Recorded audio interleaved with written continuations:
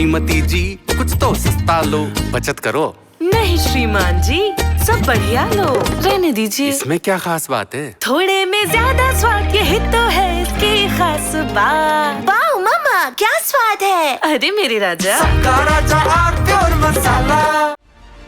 महाकुंभ में आधी रात को अचानक अफवाह के आगोश में हुए हादसे ने हर किसी को हलकान कर दिया, क्योंकि इस भगदड़ में तमाम लोगों के घायल होने के साथ साथ कई लोगों की जान चली गई।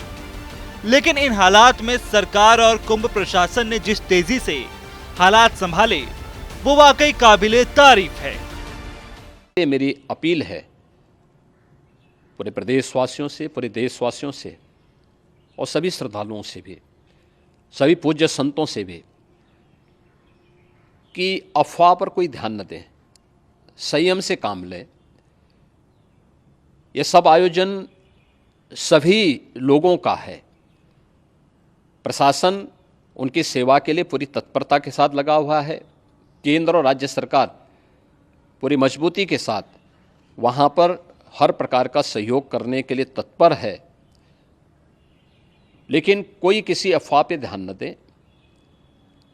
कोई भी व्यक्ति नकारात्मक अफवाह फैलाने का प्रयास करेगा, उस प्रकार से नुकसान हो सकता है। और जहाँ पर हैं आप, लगभग 15 से 20 किलोमीटर के दायरे में अस्थायी घाट बनाए गए हैं, उसमें कहीं भी वे स्नान कर सकते हैं। आवश्यक नहीं कि संगम नोच की तरफ ही आएं। उस हादसे में हमें कुछ पुण्यात्माओं को खोना पड़ा है, कई लोगों को चोटें भी आई हैं।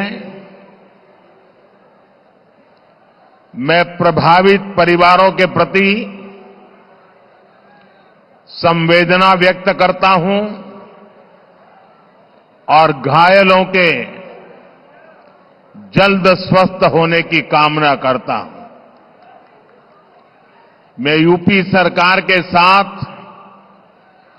निरंतर संपर्क में हूं। मौनी अमावस्या की वजह से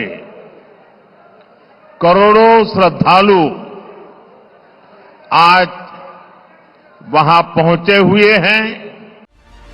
संगम पर हुई भगदड़ ने सियासी गलियारों में भी भगदड़ सी मचा दी। सरकार ने जहां संयम और सहानुभूति का संदेश दिया, तो वहीं विपक्ष सरकार को नसीहत देता दिखाई दिया। पीएम मोदी से लेकर अखिलेश यादव और अखिलेश यादव से लेकर अजय राय तक सभी ने अपने अपने तरीके से इस पर बयान दिया। वैसे तो सरकार का दावा था कि 3 महीना 6 महीने से प्रचार चल रहा था कि अंतर्राष्ट्रीय व्यवस्था होगी, लेकिन अंतर्राष्ट्रीय व्यवस्था पूरी तरह से सरकार की फेल हुई है। सबसे पहले तो सरकार जिम्मेदार है। अगर जरा से भी इनमें तो इस्तीफा दें सरकार के लोग। कुंभ के व्यवस्था में ये जो चूक हुई है, इसके लिए कौन जिम्मेदार? 10,000 करोड़ से ज्यादा पैसा खर्च हुआ है, 10,000 करोड़ से भी ज्यादा। कहाँ गया पैसा? व्यवस्था अगर होती तो ये लोग नहीं मर जाते। सैकड़ों लोग जख्मी हुए, आज इंजर्ड हुए। तो ये अव्यवस्था है। भारतीय जनता पार्टी इस माध्यम से राजनीतिक प्रचार कर रही है, कुंभ की मार्केटिंग का फायदा उठाकर चुनाव लड़ना चाहती है। ये कोई श्रद्धा नहीं है उनकी, ये राजनीति है। हर जगह पर राजनीति करते हैं और लोग अपने जान को खो बैठते हैं। आज सुबह प्रयागराज महाकुंभ की दुखद घटना की जानकारी मुझे हुई, जिसमें हमारे इस देश के जो महाकुंभ में भाग लेने गए थे, हमारे भाई बहन, हमारी माताएं और पितातुल बुजुर्गगण, आज उनके साथ भारी घटना घटी है। उसमें मेरी जानकारी में कई लोगों की मृत्यु हो गई, काफी लोग घायल हो गए हैं और काफी लोग बहुत ही हताहत स्थिति में हैं। यानी रात के अंधेरे में संगम पर जो हुआ, सुबह के सूरज से पहले संगम फिर से श्रद्धालुओं के आगोश में आ गया। जोश और जयकारे के साथ मौनी अमावस्या के मौके पर स्नान करने वालों की भीड़ का भंवर दिखा। जिन संतों और अखाड़ों ने पहले स्नान स्थगित कर दिया था, एक के बाद एक उन 13 अखाड़ों ने भी अमृत स्नान किया। वहीं हेलीकॉप्टर से हुई पुष्प वर्षा ने माहौल बदल दिया।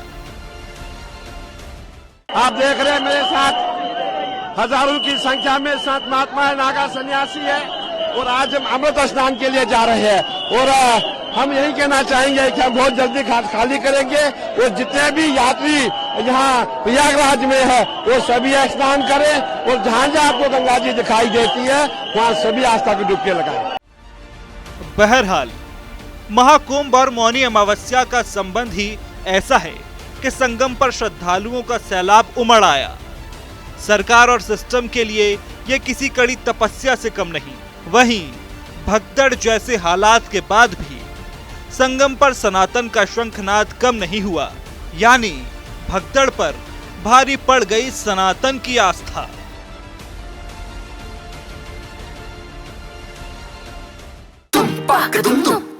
अरे श्रीमती जी कुछ तो सस्ता लो, बचत करो। नहीं श्रीमान जी, सब बढ़िया लो, रहने दीजिए। इसमें क्या खास बात है? थोड़े में ज्यादा स्वाद, यही तो है इसकी खास बात। वाह मामा, क्या स्वाद है। अरे मेरे राजा, सबका राजा और प्योर मसाला।